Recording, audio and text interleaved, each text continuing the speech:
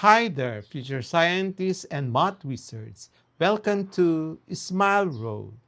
I'm Sir M, and I created this channel for you, senior high school students looking to make science and math easier, clearer, and yes, even more fun.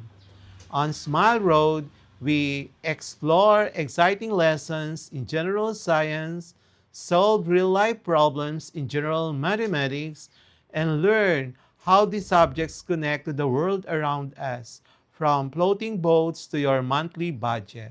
Each meeting, I'll guide you through lessons using simple explanations, real life examples, and even a few challenges to keep your brain sharp.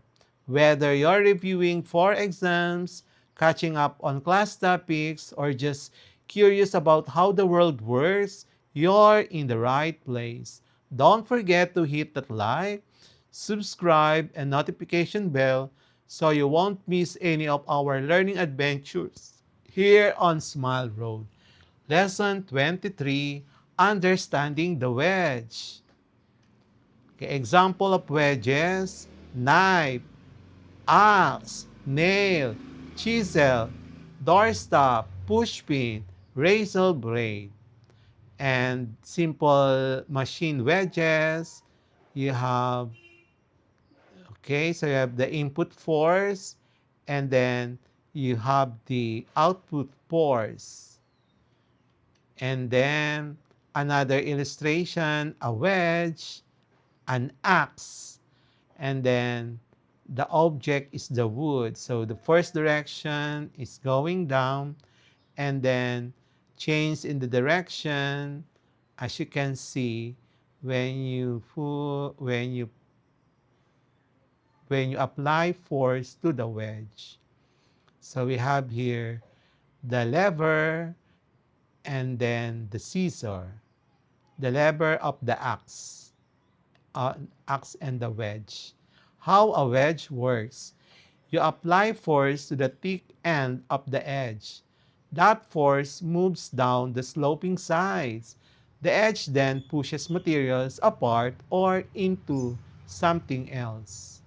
So mechanical advantage of a wedge, the formula is the mechanical advantage is equals to length of the wedge over the width of the wedge, the thickness. And a longer and thinner wedge has a greater mechanical advantage, meaning it's easier to use.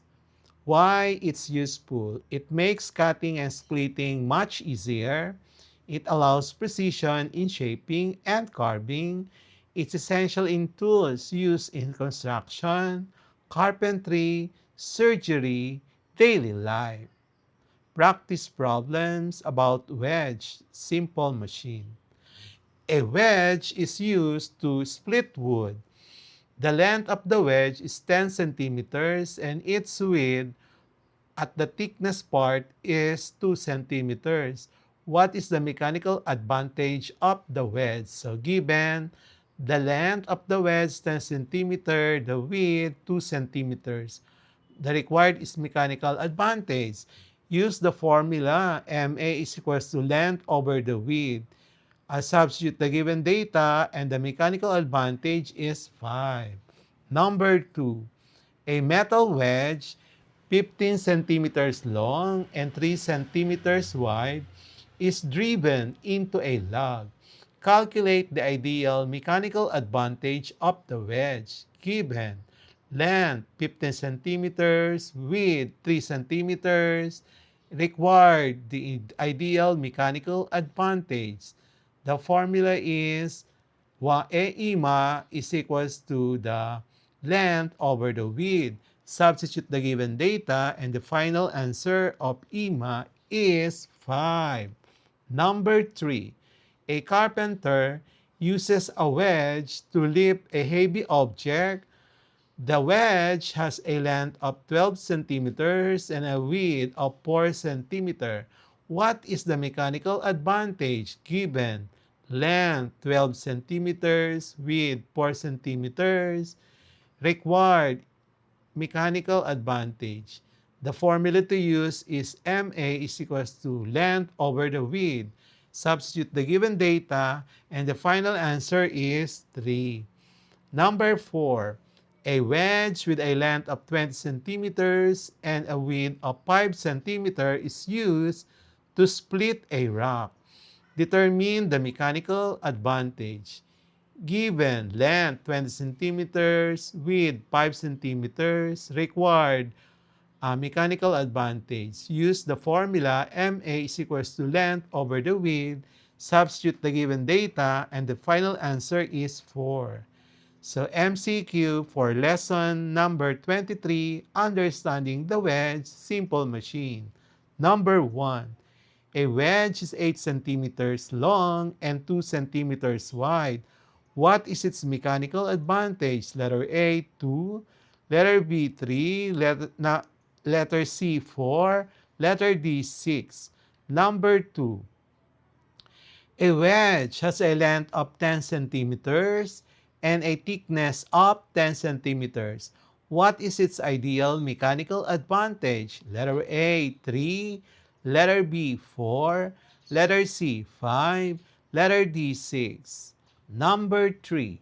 If a wedge has a mechanical advantage of 5 and the input force is 30 Newton, what is the output force? Letter A, 90 Newton, B, 120 Newton, C, 150 Newton, D, 180 Newton.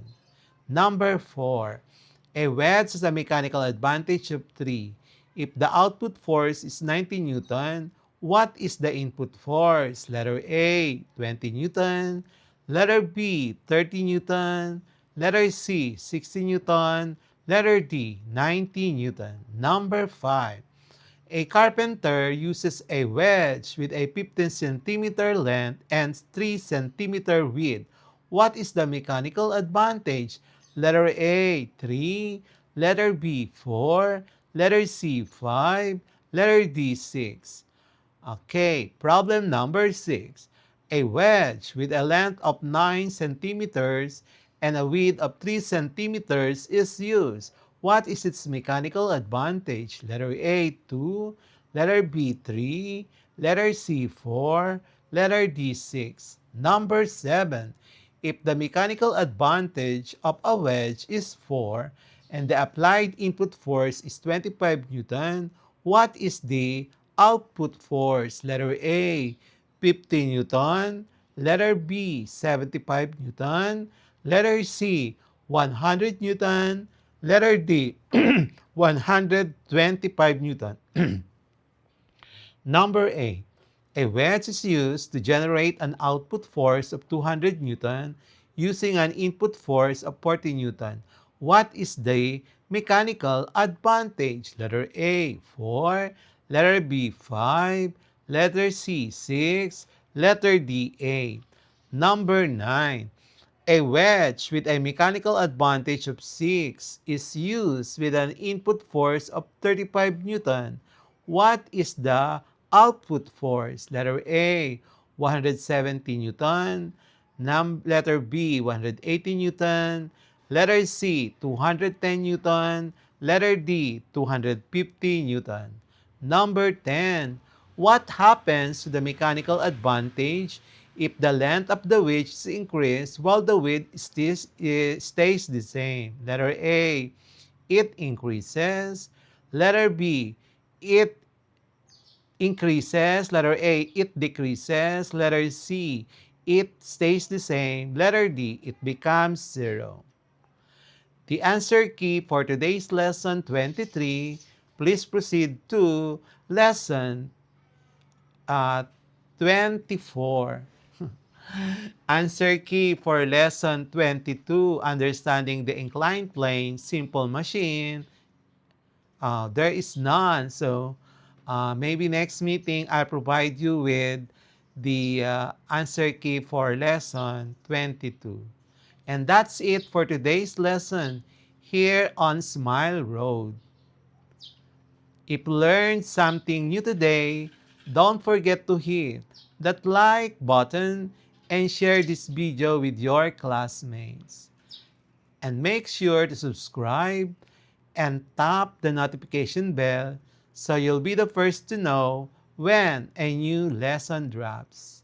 This is Sir M reminding you that learning doesn't stop after the bell rings. Keep asking, keep exploring, and always walk the road of knowledge with a smile. Smile Road, where curiosity meets discovery. Bye-bye. See you in our next lesson. Thank you.